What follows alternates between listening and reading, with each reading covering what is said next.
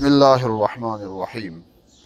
اللهم طهرني فيه من الدنس والأقذار وصبرني فيه على كائنات الأقدار. اللهم طهرني فيه من الدنس والأقذار وصبرني فيه على كائنات الأقدار ووفقني فيه للتقى وصحبة الأبرار بعونك یا قرۃ عین المساکین۔ اے اللہ مجھ کو اس میں یعنی آج کے دن گندگی اور کثافت سے پاک کر دے اور مجھ کو صبر دے کائنات قضا و قدر پر، اور مجھ کو توفیق دے دے تقوی کی اور نیک لوگوں کی صحبت کی، اپنی مدد سے اے مسکینوں کی آنکھ کی ٹھنڈک۔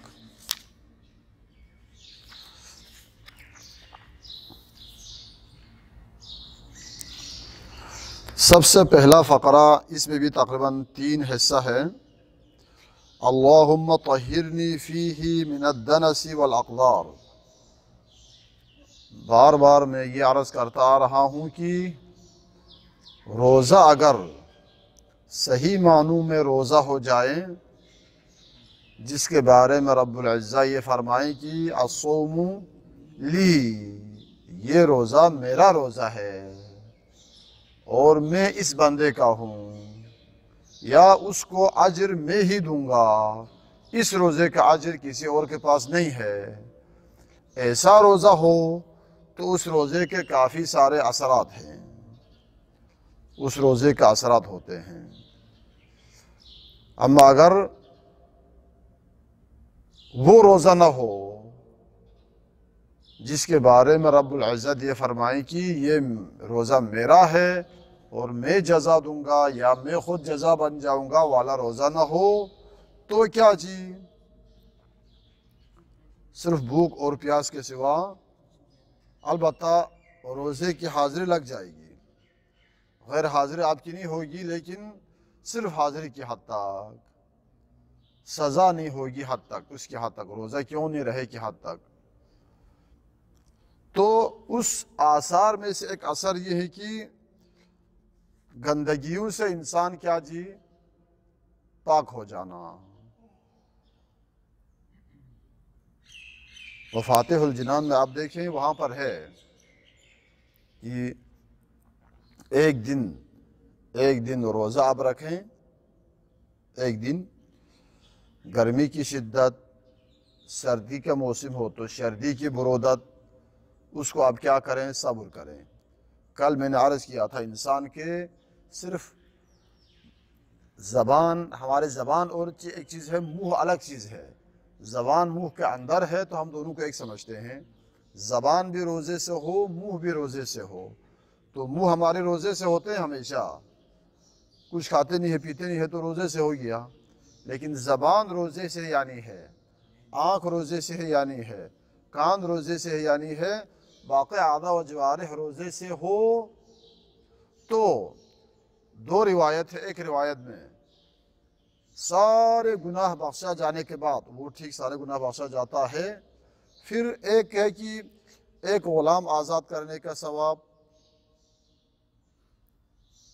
ایک میں 30 غلام آزاد کرنے کا ثواب۔ ہم غلاموں کو ابھی آزاد نہ کریں، غلام ہے ہی نہیں تو چلو اس کی بات نہ کریں، لیکن یہ لکھا ہوا ہے کہ سارے گناہ کیا ہوتا ہے جی بخشا جاتا ہے۔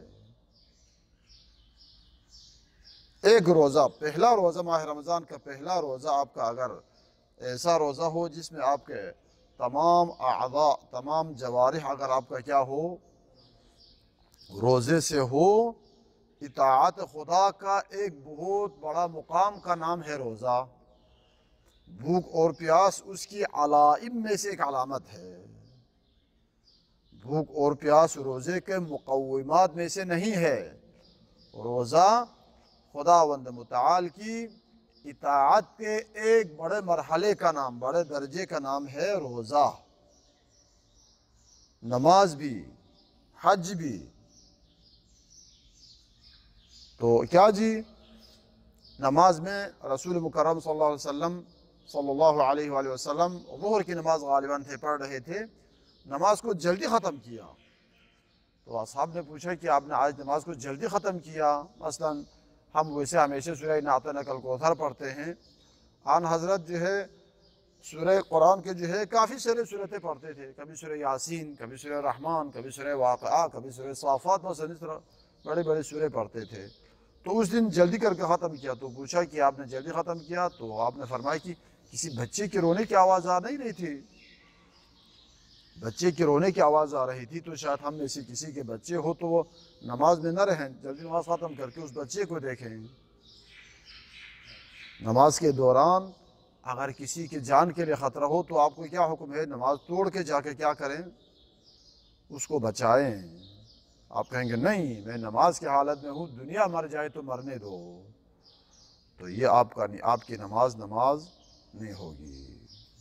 کیوں؟ کیونکہ اللہ تعالیٰ کی اطاعت میں نماز ہے۔ اللہ فرمائے نماز نہ پڑھیں، آپ کہیں نہیں میں نماز پڑھے بغیر زندہ نہیں رہ سکتا، تو مر جاؤ، زندہ نہیں رہ سکتا ہے تو وہ نماز اس ذات کے نزدیک نماز نہیں ہے۔ تو نماز کا آثار، روزے کے آثار، باقی اعمال عبادت کے آثار ہوتے ہیں، ان میں سے ایک اثر کیا ہے جی؟ پاکیزگی۔ روزہ رہیں تو روزے سے کیا ہو جاتا ہے جی؟ صاف ہو جاتا ہے، پاکیزہ ہو جاتا ہے۔ تو یہ دعا میں صراحتاً یہ فرما رہے ہیں کہ پروردگارہ مجھے پاک کریں، مجھے پاکیزہ کریں۔ مطلب کیا ہے؟ مطلب یہ دعا میں یہ کہنا چاہتا ہے کہ پروردگارہ میرا روزہ ایسا روزہ قرار دیں کہ میرے روزے سے کیا ہو جائیں؟ گناہوں سے خود بخود پاک ہو جائیں۔ ہم اپنی منمانی چلائیں اور اللہ تعالیٰ سے کہیں کہ مجھے صاف کریں، تو اللہ تعالیٰ کہے گا نا تمہارے کردار صاف ہونے والے کردار نہیں ہے، تمہیں صاف کیسے کروں؟ ایک ہے بیرونی صاف ستھرا صفائی، یہ بھی عبادت کا حصہ ہے، ایمان کا حصہ ہے۔ ایک ہے درونی، ایک عارف سے کسی نے پوچھا کہ مجھے نصیحت کریں کہ اپنے آپ کو کس طرح میں اچھا بناؤں۔ تو اس نے کہا کہ تم کھانا کھاتے ہو نہیں کھاتے ہو؟ جی کیوں کھانا نہیں کھاتا ہوں، کھانا جی بھر کے کھاتا ہوں۔ برتن میں کھاتے ہو نا؟ جی بالکل۔ برتن کو دھوتے ہو نہیں دھوتے ہو؟ بالکل دھوتا ہوں۔ برتن کے اندر والے حصے کو زیادہ دھوتے ہیں یا باہر والے حصے کو؟ اندر والے حصے کو زیادہ دھوتا ہوں، اندر والے حصے کو جو اچھی طرح صاف ستھرا کر کے دھوتا ہوں۔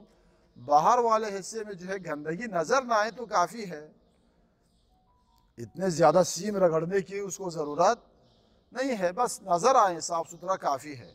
لیکن اصل کھانا انسان کے کہاں سے اٹھاتا ہے، لقمہ کہاں سے اٹھاتا ہے؟ برتن کے اندر سے۔ تو اندر والے حصے کو جتنے حد کوشش کرتا ہوں اس کو کیا کروں جی؟ صاف ستھرا کروں، پاکیزہ کروں۔ تو اس نے کہا یہی ہے آپ کے اندر والا حصہ، وجود کے اندر والے حصے کو جو عبادت چھونے والی جگہ ہے اس کو کیا کریں جی؟ زیادہ سے زیادہ صاف رکھنے کی کوشش کریں۔ باہر والے اتنے صاف ہو کہ لوگ آپ کے سامنے سے بھاگ نہ جائے، گندگی یہ بھی کافی ہے، بس اس سے زیادہ صاف ستھرا رکھنے کی، مختلف رنگوں کے کپڑے پہننے کی، ہر دن الگ کپڑے پہننے کی، ہر روز استری لگانے کی ضرورت۔ بس لوگ یہ آپ سے متنفر نہ ہو، آپ سے نفرت نہ کریں تو کیا ہے؟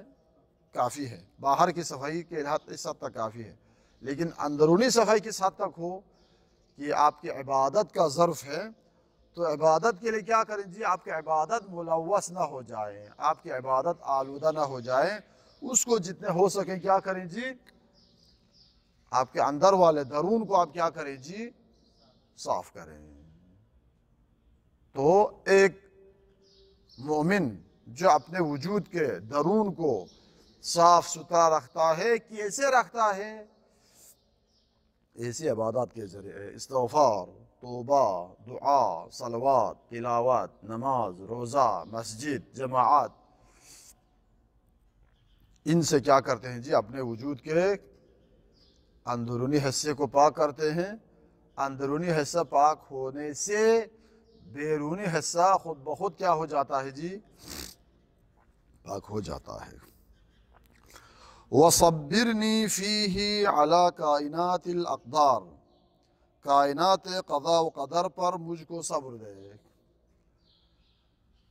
قیامت کے دن اور دنیا کے دن کا ایک فرق ہے، کافی سارے فرق میں سے ایک یہ ہے، قیامت کے دن کیا ہوتا ہے جی؟ قیامت کے دن سورہ زلزال میں ہے نا، فَمَن يَعْمَلْ مِثْقَالَ ذَرَّةٍ خَيْرًا يَرَهُ وَمَن يَعْمَلْ مِثْقَالَ ذَرَّةٍ شَرًّا يَرَهُ۔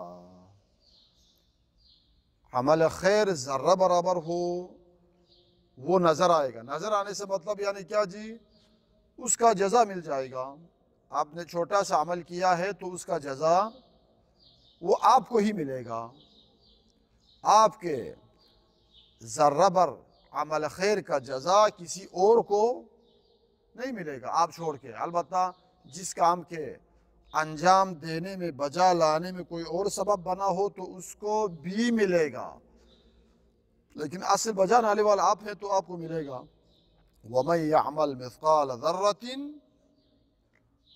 جو شر اور برا کام بجا لائے گا اس کو کیا جی؟ اس شر کام کا کیا جی؟ سزا۔ وہ کس کو ملے گا؟ اسی کو۔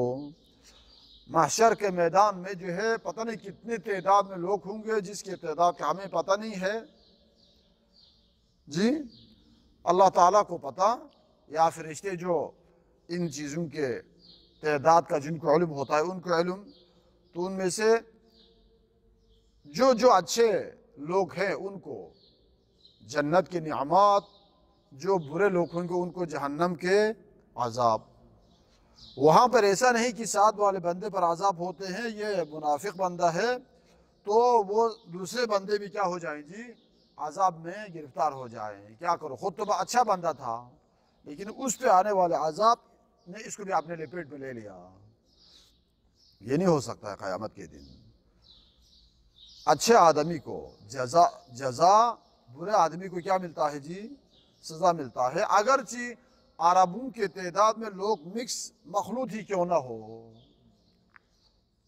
یہ عالم بقا یعنی مرنے کے بعد جو ہے وہ ہے، مرنے کے بعد والا عالم میں ہر انسان کو آپ یہاں سے صدقات خیرات بھیجتے ہیں تو آپ کے صدقات و خیرات جس مرحوم کے نام پہ آپ نے بھیجا ہے اس کو مل جاتا ہے۔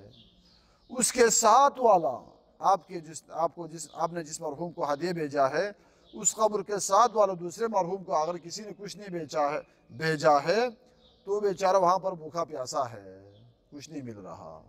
ایسے نہیں کہ آپ کے مرحوم کو آپ نے کافی سارے بھیجا تو دسترخوان بچھا کے کہے تم بھی آ جاؤ، وہ بھی آ کے کیا کریں جی؟ ساتھ تھوڑا تھوڑا کھاتے جائیں، نہیں۔ لیکن دنیا کیا ہے جی؟ دنیا میں مادی ہے، دنیا میں اتقوا فتنة لا تصیبن الذین ظلموا منکم خاصہ، تقریباً اس طرح ہے آیت۔ جب دنیا میں کوئی انسان غلط کام کرتا ہے تو اس پر آنے والے سزائیں کبھی کبھار ہو سکتا ہے کہ کیا ہو جی؟ اسی ایک بندے پر آ جائیں، ممکن ہے، لیکن کبھی جب مختلف قسم کے بلا آ جاتے ہیں تو اس میں مثلا سیلاب آ جاتے ہیں۔ سیلاب تو سیلاب کے شکل میں آئے تو 2 3 4 بندوں کے گناہ سے اگر سیلاب بلا کے شکل میں اگر آیا ہے تو درمیان میں اچھے بندے بھی ہیں تو سیلاب یوں کر کے موڑ کے ادھر اس طرح نہیں جاتا ہے، بس اوپر سے آ جاتے سارے کو اپنے لپیٹ میں لے لیتا ہے جی۔ ہاں، اس طرح کیا جی؟ جب آگ لگ جائے کہیں پہ کسی کی غلطی سے تو آگ کا کام کیا ہے جی؟ جلانا ہے۔ تو ایک گھر میں 4 5 6 7 8 10 بندے ہیں، 2 4 چھوٹے بندے بھی ہیں جو نابالغ، تو اگر مکمل گھر کو آگ اپنے لپیٹ میں لے لیں تو بچوں کو کہیں نہیں یہ تو چھوٹے بچے، ان کو جلا کے کیا کرنا ہے، ان کو چھوڑ دو۔ آگ اس طرح کام نہیں کرتی ہے۔ عذاب اور بلائے دنیا میں کیا ہے جی؟ سارے کو اپنے لپیٹ میں لے لینا، لیکن فرق کیا ہوگا پھر، کیا فائدہ ہو گیا؟ جو گناہ کرے وہ بھی آپ عذاب کے لپیٹ میں، جو کچھ نہ کرے وہ بھی کیا جی عذاب کے لپیٹ میں۔ کہتے ہیں ہاں جو گناہ گار ہیں اس کو تو یہ عذاب اور بلا، جو گناہ گار نہیں ہے اس کو حکم ہے کہ ابھی آپ شکوہ شکایت نہ کریں، صبر کریں، قیامت کے دن آپ کو کیا جی اس کا عوض اور جزا ملے گا۔ اس لیے فرماتے ہیں وَصَبِّرْنِي فِيهِ عَلَىٰ کائنات الْأَقْدَارِ، اگر کائنات میں عذاب کا حقدار نہ ہوں، کسی کی وجہ سے میں بلا کے لپیٹ میں آ جاؤں تو میرے زبان پہ شکوہ شکایت نہ ہو، مجھے صبر کرنے کی توفیق عنایت فرما تاکہ ایک مجھے صبر کا جزا مل جائے۔ الصابر کاد ان یکون ملکا، صبر کرنے والا ملائکوں میں سے ایک، فرشتوں میں سے ایک فرشتہ ہو سکتا ہے۔ ظاہراً دیکھنے میں ہمیں کیا جی ہے انسان کی شکل میں، لیکن واقع میں کیا ہو جی فرشتہ نما انسان، فرشتہ نما انسان۔ دوسرا کیا جی اس بلا میں آپ پھنسنے کی وجہ سے قیامت کے دن اس کا بھی آپ کو کیا ملے جی اجر ملے، دو اجر آپ کو مل جاتا ہے، ایک صبر کا جو بہت بڑا اجر ہوتا ہے، ایک کیا ہے جی وہی بلا کا، بلا میں آپ پھنس گئے جبکہ آپ بلا کا حقدار نہیں تھا۔ بعونک یا قرۃ عین المساکین، ہاں ووفقنی فیہ للتقی وصحبۃ الابرار۔ اور تیسرا حصہ کیا ہے جی تقوی اور ابرار کے ہم نشینی، تقوی اعدلوا هو اقرب للتقوی ومن یتق اللہ یجعل له مخرجا ویرزقه من حیث لا یحتسب۔ انسان بن گلی میں کبھی نہیں پھنستا ہے کہ بس آگے کیا کروں، نکلنے کے میرے پاس راستہ نہیں، بس میرا حشر ہو گیا، بس نہیں، بس میں آپ کو سفر کرنے کی ضرورت نہیں، جہاز میں ہی آپ سفر کریں۔ کب جی آپ کے پاس اگر تقوی ہے تو ٹکٹ کے لیے تقوی کافی ہے۔ اور وَيَرْزُقْهُ، اس کو کیا جی رزق سے مراد ہر وہ چیز جس پہ ہماری زندگی ہمارا وجود موقوف ہے، وہ پیسہ اور یہ مال صرف نہیں ہے۔ ایک جگہ پر بہت خطرناک حادثہ کافی سارے لوگوں کے جان لیتا ہے، چھوٹے سے چھوٹے ایک بہانہ بن کے آپ بچ جاتا ہے۔ سامنے ایک چھوٹا پرندہ نظر آیا تو آپ پرندے کو پیارا دیکھ کر آگے پرندے کے پیچھے گیا تو آپ پرندے کے پیچھے جاتے ہی ادھر حادثہ ہو گیا، اس پرندے کو دیکھنے کی وجہ سے آپ کی جان کیا ہو جاتا ہے جی بچ جاتا ہے۔ تو دیکھیں اس سے بڑا رزق کیا ہو سکتا ہے کہ آپ کا وجود، آپ کی جان بچ جائے تو پھر اس کے بعد کیا ہے جی آپ کو پیسہ مل جائے گا، آپ کو کپڑا مل جائے گا، آپ کو مکان مل جائے گا، آپ کو گاڑی مل جائے گی، سب کچھ مل جائے گا، لیکن آپ کا وجود ایک چھوٹے سے بہانہ، ایک چھوٹے سے پرندہ دیکھا، آپ پرندے کے پیچھے گیا تو پرندے کے ساتھ آگے جاتے ہوئے یہاں پر بڑا حادثہ ہو گئے، کئی آدمیوں کے جان نقصان، آپ الحمدللہ صحیح و سالم۔ تقوی کا اثر اس طرح بھی ہوتا ہے۔ وصحبت الابرار، ابرار ان الابرار یشربون من کأس کان مزاجها کافورا عینا یشرب بها عباد اللہ یفجرونها تفجیرا۔ ابرار جنت میں ان کا بہت بڑا مقام ہوتا ہے، ہمارے جامعہ اہل بیت والابرار نہیں، ہاں ان کا نام ابرار، البتہ انشاءاللہ وہ بھی ابرار میں سے ہو، ابرار میں سے، لیکن یہاں پر ابرار سے مراد کیا ہے جی وہ نیک ہستیاں جن کے ارادے سے جنت کے چشمے جاری ہوتے ہیں، یفجرونہا تفجیرا، وہی لوگ ابرار لوگ کیا کرتے ہیں جی جنت میں چشمے نکالتے ہیں، جہاں ارادہ کریں چشمہ، صرف چشمہ نہیں، یہاں مثال کے لیے ایک نمونے کے طور پر چشمہ آئے ہیں، جن جن نعمتوں کی ضرورت پڑے وہ نعمت، جنت کی نعمت کیا ہے جی ارادے سے وہ وجود میں لاتا ہے، یعنی چاہا بس حاضر ہو گیا، خواہش ہو گئی حاضر ہو گئی۔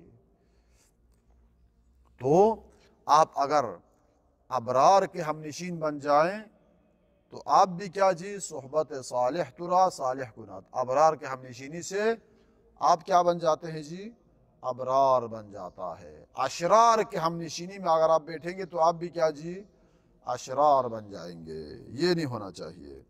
بعونک یا قرۃ عین المساکین، ہر اچھے کام میں ایاک نعبد و ایاک نستعین، اللہ تعالیٰ کی مدد شامل حال ہو۔ اللہ کی مدد شامل حال نہ ہو تو ہم بیچارہ نہیں، ہم کچھ بھی نہیں ہے، کار خیر کی بات ہی نہیں، شر بھی ہم نہیں کر سکتے ہیں۔ ہمارے برے کام میں بھی اللہ تعالیٰ ہمیں مدد کرتے ہیں۔ میں چور ہوں فرض کریں، چوری کرنا چاہوں تو اللہ تعالیٰ میری مدد کرتے ہیں، میرے آنکھ ٹھیک ٹھاک ہیں، ٹانگ ٹھیک ٹھاک ہیں، ہاتھ ٹھیک ٹھاک ہیں، تو میں جا کے کیا کرتا ہوں جی چوری۔ اللہ تعالیٰ اسی وقت میرے ہاتھ کو شل کریں، اسی وقت آنکھوں کو کیا جی، اسی وقت ٹانگوں کو کیا جی، تو اس وقت کیا کچھ کر سکتا؟ کچھ نہیں کر سکتا۔ اللہ تعالیٰ کی رحمت آپ دیکھیں، بندہ جا کے اس کی معصیت، اس کی خلاف ورزی کر رہا ہے، اسی میں بھی خلاف ورزی اور معصیت میں بھی اللہ تعالیٰ اس کی مدد فرما رہے ہیں۔ چلو کوئی مسئلہ نہیں، میرے بدن نہیں جانتا ہے، نہیں جانتا ہے۔ رسول مکرم صلی اللہ علیہ وآلہ وسلم کیا فرماتے تھے؟ اللہم اہدی قومی، آپ کو اذیت پہنچانے والے، تکلیف پہنچانے والوں کے بارے میں نہیں فرمایا کہ پروردگار ان کو نابود کر دیں، برباد کر دیں، یہ نہیں فرمایا۔ اللہم اہدی قومی فإنہم لا یعلمون، یہ نہیں جانتے ہیں، اگر جان لے تو انشاءاللہ یہ ٹھیک ہو جائے گا۔ اللہ تعالیٰ بھی یہی فرماتے ہیں رحم و کرم کے ساتھ۔ اللہ تعالیٰ کے رحمت نبی کریم صلی اللہ علیہ وسلم کے رحمت سے بھی کیا ہے جی بہت زیادہ ہے، تو یہ فرماتے ہیں کہ میرا بندہ ہے، بیچارہ ہے، نہیں جانتا ہے، اگر اس کو پتہ چلے گناہ میں جو کثافت ہے، گندگی ہے، یہ اگر پتہ چلے تو اسی وقت یہ کیا کرے گا جی چھوڑ دے گا۔ تو ہر عبادت، ہر نیک کام، ہر حسنات کے کمانے میں کیا چاہیے جی بعونک ایاک نعبد و ایاک نستعین چاہیے۔ عبادت کریں تو عبادت میں بھی استعانت خدا کے بغیر آپ عبادت نہیں کر سکتے ہیں۔ برحمتک یا ارحم الراحمین۔